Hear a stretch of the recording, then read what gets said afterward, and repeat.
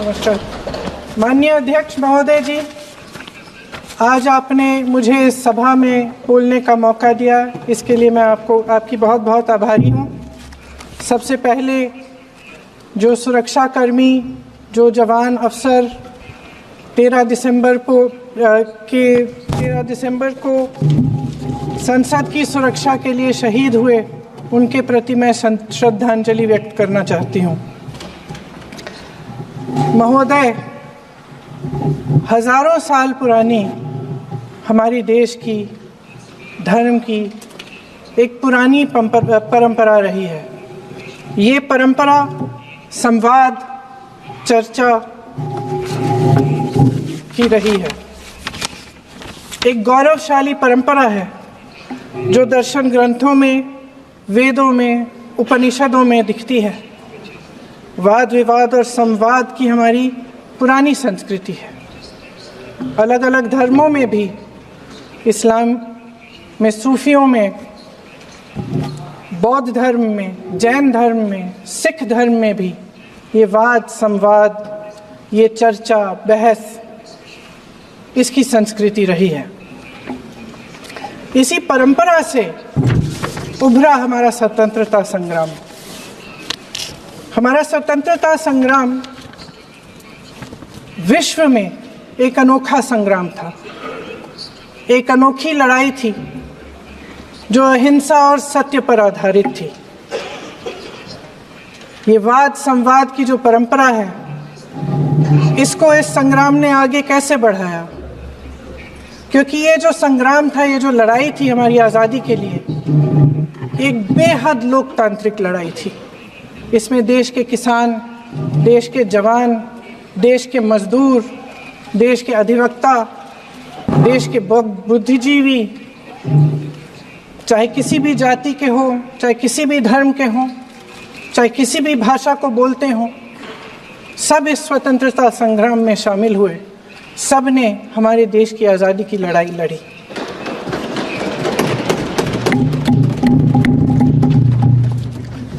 और उसी आज़ादी की लड़ाई से एक आवाज़ उभरी जो हमारी देश की आवाज़ थी। वो आवाज़ ही आज हमारा संविधान है। साहस की आवाज़ थी, हमारी आज़ादी की आवाज़ थी, और उसी की गूंज ने हमारे संविधान को लिखा और बनाया। ये सिर्फ एक दस्तावेज नहीं है। बाबा साहेब अम्बेडकर, मौलाना आज़ाद जी, राजगोपालाचारी जी और जवाहरलाल नेहरू जी और उस समय के तमाम नेता, जैसे आपने कहा, इस संविधान को बनाने की जो कार्य में सालों के लिए जुटे रहे। हमारा संविधान इंसाफ, उम्मीद, अभिव्यक्ति और आकांक्षा की वो ज्योत है जो हर हिंदुस्तानी के दिल में जलती है। अध्यक्ष महोदय, इस ज्योत ने हर एक भारतीय को ये पहचानने की शक्ति दी कि उसे न्याय मिलने का अधिकार है, कि उसमें अपने अधिकारों के लिए आवाज़ उठाने की क्षमता है, कि जब वो आवाज़ उठाएगा तो सत्ता को उसके सामने झुकना पड़ेगा। इस संविधान ने हर एक देशवासी को ये अधिकार दिया कि वो सरकार बना भी सकता है और सरकार बदल भी सकता है। ये ज्योत जो हर हिंदुस्तानी के दिल में जलती है, उसने हर हिंदुस्तानी को ये विश्वास दिया कि देश की संपत्ति में, देश की दौलत में, संसाधनों में उसका भी हिस्सा है, कि उसे एक सुरक्षित भविष्य की उम्मीद का अधिकार है, कि देश बनाने में भी उसकी भागीदारी है। उम्मीद और आशा की ये ज्योत मैंने देश के कोने कोने में खुद देखी है। उन्नाव में मैं एक रेप पीड़िता के घर गई। उसे जलाकर मार डाला था। वो शायद 20-21 साल की होगी। हम सब के बच्चे हैं। हम सोच सकते हैं कि अगर हमारी बेटी के साथ बार बार बलात्कार हुआ और फिर जब वो अपनी लड़ाई लड़ने के लिए गई तो उसको जलाकर मार डाला गया होता तो हम पर क्या बीतती। मैं उस बच्ची के पिता से मिली। उसके खेत जलाए गए थे, उसके भाइयों को पीटा गया था, उसके पिता को बाहर से घर के बाहर घसीट कर मारा गया था। उस पिता ने मुझे बताया कि बेटी, मुझे न्याय चाहिए। मेरी बेटी अपने एफआईआर को दर्ज करने के लिए जब जिले में गई तो उसको मना किया गया। अगले जिले में जाना पड़ा उसे। वो रोज सुबह 6 बजे उठकर तैयार होकर अकेली अपने मुकदमे को लड़ने के लिए अगले जिले में ट्रेन से जाती थी। उसके पिता ने मुझे कहा कि मैंने उससे कहा, बेटी अकेले मत जाओ, छोड़ दो ये लड़ाई। लेकिन उसकी बेटी ने उसको जवाब दिया कि नहीं पिताजी, मैं अकेली जाऊंगी, मैं लड़ूंगी, ये मेरी लड़ाई है, मैं इसको लड़ूंगी। ये लड़ने की क्षमता, ये हिम्मत उस लड़की को और करोड़ों भारत की नारियों को हमारे संविधान ने दी। आगरा में मैं अरुण वाल्मीकि के घर गई। अरुण वाल्मीकि पुलिस स्टेशन में काम करता था, सफाई का काम करता था। आप सोच सकते हैं हमारी तरह उसका भी परिवार था। नई नई शादी हुई थी, 2-3 महीनों का बच्चा था। पुलिस स्टेशन में चोरी हो गई। चोरी का इल्जाम उस पर लगाया गया। उसके पूरे परिवार को उठाकर पुलिस स्टेशन में ले गए। आप हंस रहे हैं, लेकिन ये गंभीर बात है। और क्या गंभीर बात। शर्म करो, शर्म। अरुण वाल्मीकि को पीट पीट के मार डाला, उसकी बीवी को पीटा, उसके पिता के नाखून निकाले, उसके पूरे परिवार को पीटा गया। जब मैं उस जवान महिला से मिलने गई जो अभी अभी विधवा हुई थी, तो उसने मुझे कहा कि दीदी, हमें सिर्फ एक चीज चाहिए, हमें न्याय चाहिए और हम इस न्याय के लिए लड़ते रहेंगे, चाहे कुछ भी हो जाए। ये हिम्मत उस महिला को हमारे संविधान ने दी।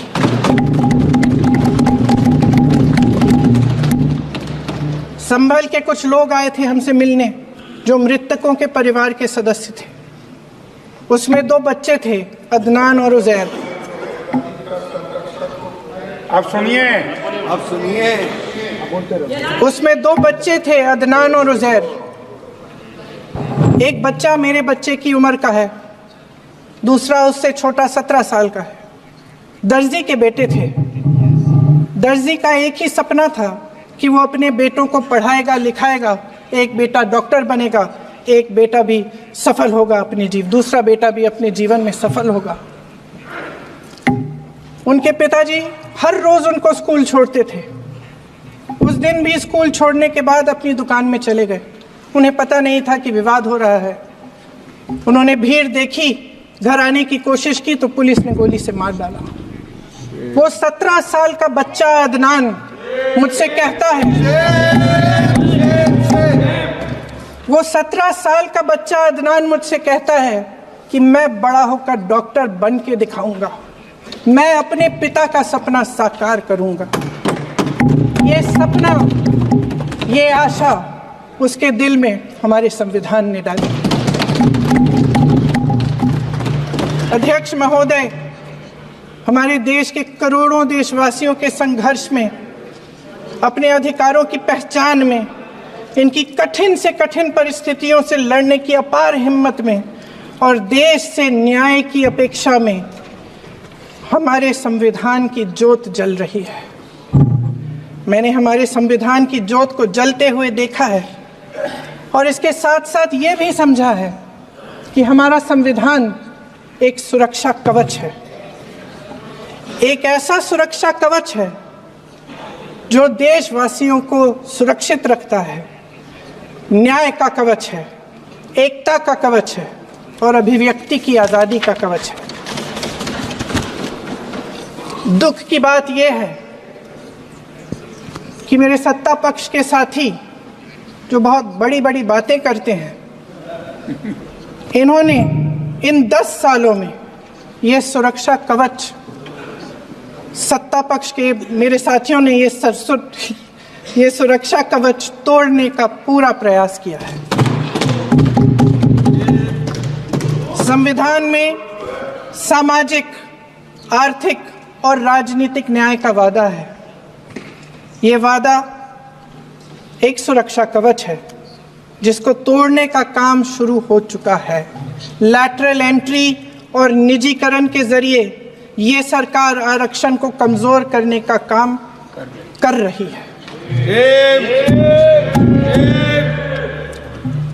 अगर लोकसभा में ये नतीजे नहीं आए होते तो ये संविधान बदलने का काम भी शुरू कर लेते। सच्चाई ये है अध्यक्ष महोदय कि आज संविधान बार बार इसलिए कह रहे हैं क्योंकि इस चुनाव में इनको पता चल गया कि इस देश की जनता ही इस संविधान को सुरक्षित रखेगी, कि इस चुनाव में हारते हारते जीतने से इन्हें एहसास हुआ कि ये संविधान बदलने की बात इस देश में नहीं चलेगी। आज जनता की मांग है कि जाति जनगणना हो। सत्ता पक्ष के मेरे साथी ने इसका जिक्र किया। ये जिक्र भी आज इसलिए हो रहा है क्योंकि चुनाव में ये नतीजे आए। ये जाति जनगणना इसलिए जरूरी है ताकि हमें पता चले कि किसकी क्या स्थिति है और नीतियां उस हिसाब से बने। इनकी गंभीरता का प्रमाण ये है कि जब चुनाव में पूरे विपक्ष ने जोरदार आवाज उठाई कि ये जाति जनगणना होनी चाहिए, तो इनका जवाब देखिए। इनका जवाब भैंस भाग भैंस चुरा लेंगे, मंगलसूत्र चुरा लेंगे, इनका ये जवाब था। ये गंभीरता है इनकी जाति जनगणना पर। महोदय, हमारे संविधान ने आर्थिक न्याय की नींव डाली, किसानों, गरीबों और को जमीन बांटी, भूमि सुधार किया, जिसका नाम लेने से कभी कभी आप झिझकते हैं और कभी कभी उनका नाम धड़ाधड़ इस्तेमाल किया जाता है अपने आप को बचाने के लिए। उन्होंने HAL, BHEL, SAL, GAIL, ONGC, NTPC, railways, IIT, IIM, oil refinery, तमाम PSU बनाए। अध्यक्ष महोदय, उनका नाम पुस्तकों से मिटाया जा सकता है, उनका नाम भाषणों से मिटाया जा सकता है, लेकिन जो उनकी भूमिका रही इस देश की आज़ादी के लिए और इस देश के निर्माण के लिए, वो इस देश में से कभी मिटाया नहीं जा सकता। 75 सालों में जनता का भरोसा रहा कि नीतियां बनेंगी तो जनता की भलाई के लिए बनेंगी।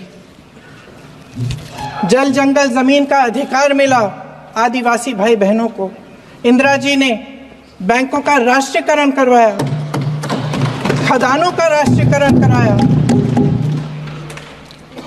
कांग्रेस और यूपीए की सरकारों में शिक्षा का, भोजन का अधिकार मिला। 75 सालों में जनता का भरोसा मिला। पहले संसद चलती थी तो जनता की उम्मीद होती थी कि सरकार महंगाई और बेरोजगारी पर चर्चा करेगी, कोई उपाय निकालेगी, कोई रास्ता निकालेगी। लोग मानते थे कि अगर कोई नई आर्थिक नीति बनेगी तो देश की अर्थव्यवस्था को मजबूत बनाने के लिए बनेगी, तो भारतीय बाजार को मजबूत बनाने के लिए बनेगी, उनके भविष्य को मजबूत बनाने के लिए बनेगी। किसान और आदिवासी भाई बहन भरोसा करते थे कि यदि जमीन के कानून में संशोधन होगा तो उन्हीं की भलाई के लिए होगा। आप नारी शक्ति की बात करते हैं। आज चुनाव की वजह से शायद इतनी बातचीत हो रही है नारी शक्ति के बारे में, क्योंकि हमारे संविधान ने महिलाओं को ये अधिकार दिया उनकी शक्ति को परिवर्तित किया वोट में, और आज आपको पहचानना पड़ रहा है कि महिलाओं के बिना, कि नारी शक्ति के बिना ये सरकारें नहीं बन सकती हैं। इसीलिए आज आप नारी शक्ति की बातें दोहरा रहे हैं। जो आप नारी शक्ति का अधिनियम लाए हैं उसको लागू क्यों नहीं करते? वो 10 साल बाद लागू क्यों होगा? क्या आज की नारी 10 साल इंतजार करेगी उसके लागू करने के लिए? क्या बात है, क्या बात है।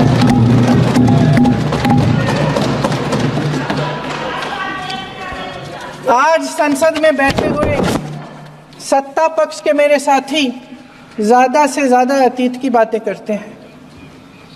1921 में क्या हुआ, कब हुआ, नेहरू जी ने क्या किया। अरे वर्तमान की बात करिए, देश को बताइए आप क्या कर रहे हैं, आपकी जिम्मेदारी क्या है? कि सारी जिम्मेदारी जवाहरलाल नेहरू की है। अध्यक्ष महोदय जी, ये सरकार आर्थिक न्याय का सुरक्षा कवच तोड़ रही है। आज संसद में बैठी ये सरकार बेरोजगारी और महंगाई से जूझ रही हमारी जनता को क्या राहत दे रही है? कृषि के कानून भी बड़े बड़े उद्योगपतियों के लिए बन रहे हैं। सही एमएसपी को छोड़िए, डीएपी तक नहीं मिल रहा है।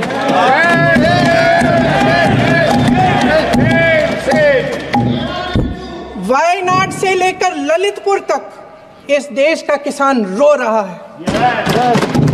आपदा आती है तो उसको कोई राहत नहीं मिलती। भगवान भरोसे है आज इस देश का किसान, उसको छोड़ दिया गया है। आज हिमाचल में देखिए, जितने भी कानून बने हैं वो सब बड़े बड़े उद्योगपतियों के लिए बन रहे हैं।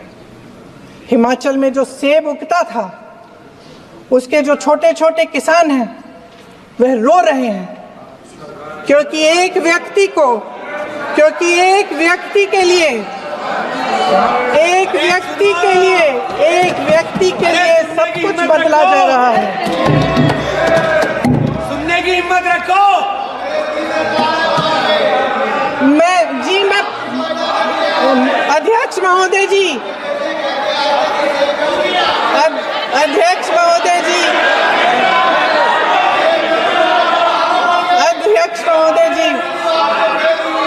अध्यक्ष महोदय जी, अडानी जी को सारे कोल्ड स्टोरेज प्रदेश की सरकार ने नहीं दिए। अडानी जी को सारे कोल्ड स्टोरेज आपकी सरकार ने दिए। देश देख रहा है कि एक व्यक्ति को बचाने के लिए 142 करोड़ देश की जनता को नकारा जा रहा है। सारे बिजनेस, सारे संसाधन, सारी दौलत, सारे मौके एक ही व्यक्ति को सौंपे जा रहे हैं। सारे बंदरगाह, एयरपोर्ट्स, सड़कें, रेलवे का काम, कारखाने, खदाने, सरकारी कंपनियां सिर्फ एक व्यक्ति को दी जा रही है। जनता के मन में हमेशा ये विश्वास होता था कि अगर कुछ नहीं है तो संविधान हमारी सुरक्षा करेगा, मगर आज आम लोगों के बीच ये धारणा बनती चली जा रही है कि सरकार सिर्फ अडानी जी के मुनाफे के लिए चल रही है। देश में बहुत तेजी से गैर बराबरी बढ़ रही है। जो गरीब है वो और गरीब हो रहा है, जो अमीर है वो और अमीर हो रहा है। इस सरकार ने आर्थिक न्याय की भी सुरक्षा कवच तोड़ दिया है। राजनीतिक न्याय की जब बात होती है, मेरे सत्ता पक्ष के साथी आज खड़े हुए और तमाम गिनती करने लग गए कि ऐसा हुआ वैसा हुआ, 1975 में जो हुआ। तो सीख लीजिए ना, आप भी सीख लीजिए। आप भी अपनी गलतियों के लिए माफी मांग लीजिए। आप भी बैलेट पे चुनाव कर लीजिए। दूध का दूध पानी का पानी हो जाएगा। आप राजनीतिक न्याय की बात करते हैं, सरकारों को पैसों के बल पर गिरा देते हैं।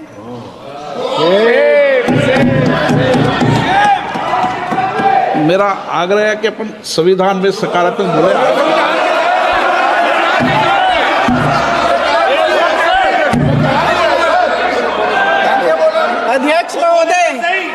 अध्यक्ष महोदय, सत्ता पक्ष के हमारे साथी ने एक उदाहरण दिया उत्तर प्रदेश की सरकार का, तो मैं भी एक उदाहरण दे देती हूँ महाराष्ट्र की सरकार का। मैं भी एक उदाहरण दे देती हूँ हिमाचल की सरकार को तोड़ने की कोशिश किसने की, पैसों के बल पे की, गोवा की सरकार। तमाम उदाहरण है। राजस्थान की क्या ये सरकारें जनता ने नहीं चुनी थी? क्या संविधान इन पर लागू नहीं था? पूरी देश की जनता जानती है कि इनका हंसती है, जानती है कि इनके यहाँ तो वॉशिंग मशीन है।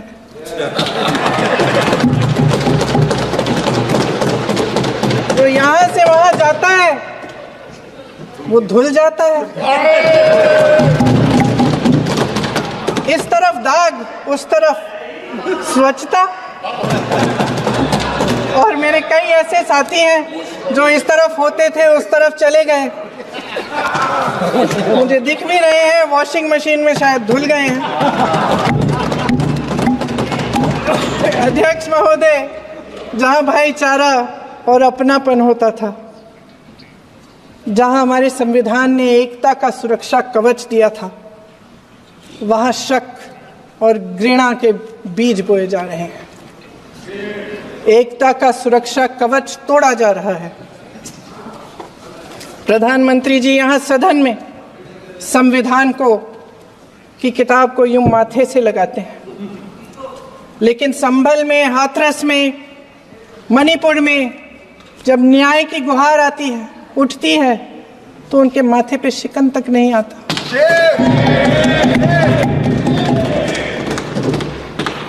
शायद समझ नहीं पाए हैं कि भारत का संविधान संघ का विधान नहीं है।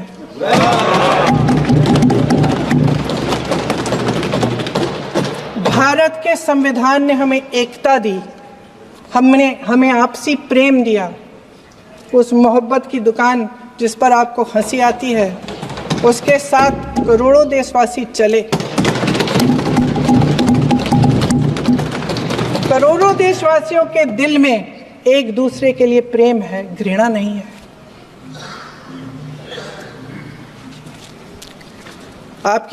इनकी जो विभाजनकारी नीतियां हैं, उसका नतीजा हम रोज देखते हैं।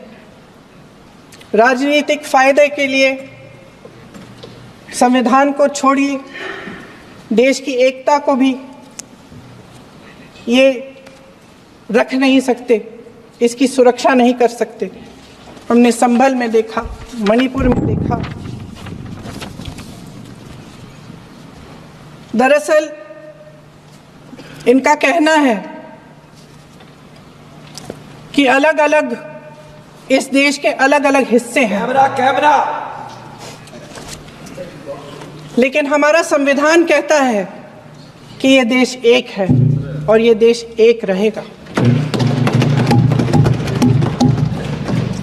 जहां खुला विवाद होता था, अभिव्यक्ति का सुरक्षा कवच होता था, इन्होंने भय का माहौल पैदा किया है।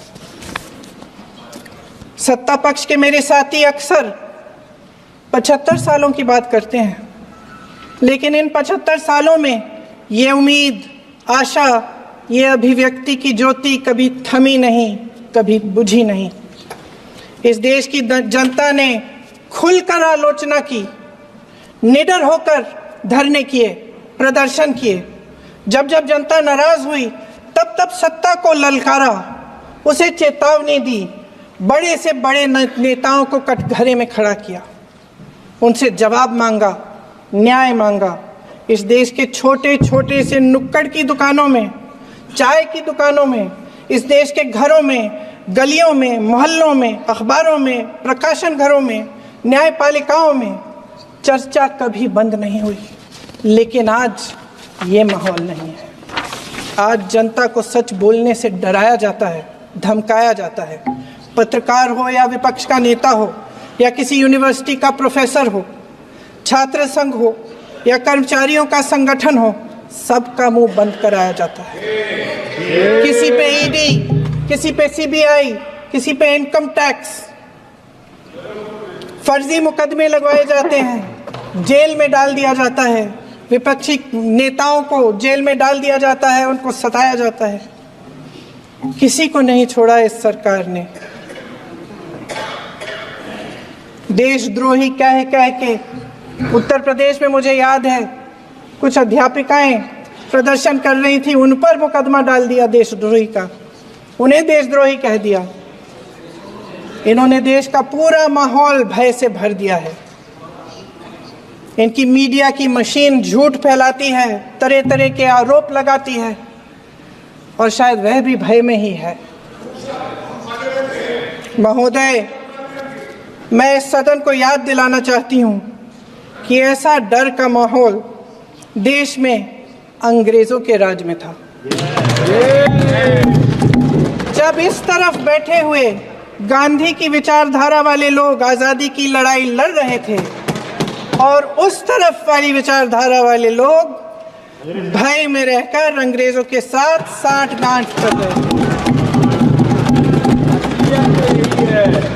लेकिन अध्यक्ष महोदय, भय का भी अपना स्वभाव होता है। भय फैलाने वाले हमेशा भय का खुद शिकार बन जाते हैं। ये प्रकृति का नियम है। आज इनकी भी यही हालत हो गई है। भय फैलाने के इतने आदी हो गए हैं कि खुद भय में रहने वाले हैं। चर्चा से डरते हैं, आलोचना से घबराते हैं। कई दिनों से हम मांग रहे हैं कि चर्चा करिए, लेकिन चर्चा करने की हिम्मत ही नहीं है।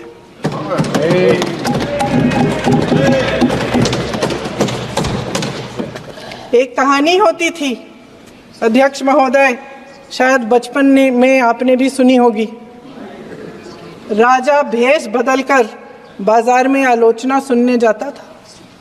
ये सुनने जाता था कि प्रजा मेरे बारे में क्या कह रही है, मैं सही रास्ते पे चल रहा हूं कि नहीं।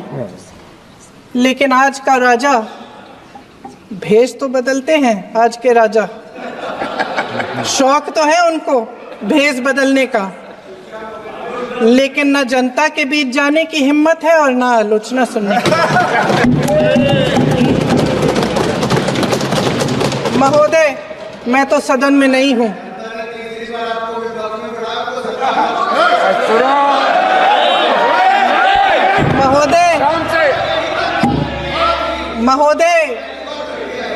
महोदय, जनता में बहुत विवेक है, ये सही है।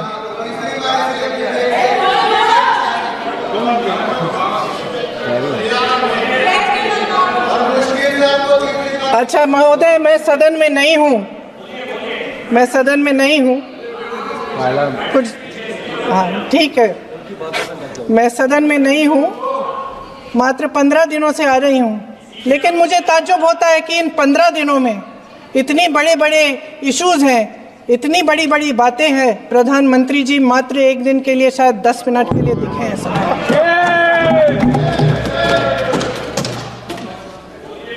बात यह है अध्यक्ष महोदय जी कि ये देश भय से नहीं, साहस और संघर्ष से बना है। इसको बनाने वाले देश के किसान, जवान, देश के करोड़ों मजदूर और गरीब जनता है। संविधान इनको साहस देता है। मेहनती मिडिल क्लास है। और इस देश के जो करोड़ों देशवासी हैं, जो रोजाना भयंकर परिस्थितियों का सामना करते हैं, उनको साहस देता है। वायनाड में जो आपदा आई, उसमें एक छोटा लड़का था 17 साल का। 6 घंटों के लिए उसने अपनी माँ को बचाने की कोशिश की। 6 घंटों के लिए आप सोच सकते हैं कि अगर नदी की धारा बह रही है, नाराज है, आप अपनी माँ को पकड़े हो, 6 घंटों के लिए पकड़े रखते हो कि मेरी माँ बच जाएगी, और अंत में वो माँ भी बह जाती है। उस लड़के का साहस, उन महिलाओं का साहस जो पीड़ित हैं लेकिन फिर भी अपनी लड़ाई लड़ रहे हैं, उन संभल के बच्चों का साहस जिनके पिताजी अभी अभी गुजर गए लेकिन फिर भी उनके सपनों को साकार करने की हिम्मत है, उनका साहस है, वो साहस इस संविधान ने दिया है।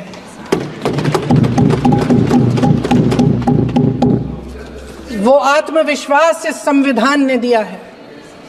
ये देश भय से नहीं चल सकता, ये देश साहस से ही चलेगा।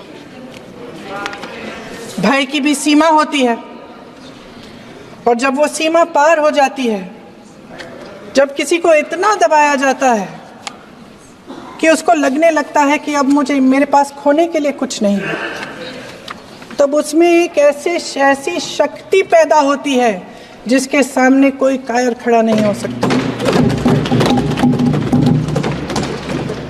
ये देश कायरों के हाथों में ज्यादा देर तक कभी नहीं रहा है। ये देश उठेगा, ये देश लड़ेगा, सत्य मांगेगा, सत्यमेव जयते। जय हिंद।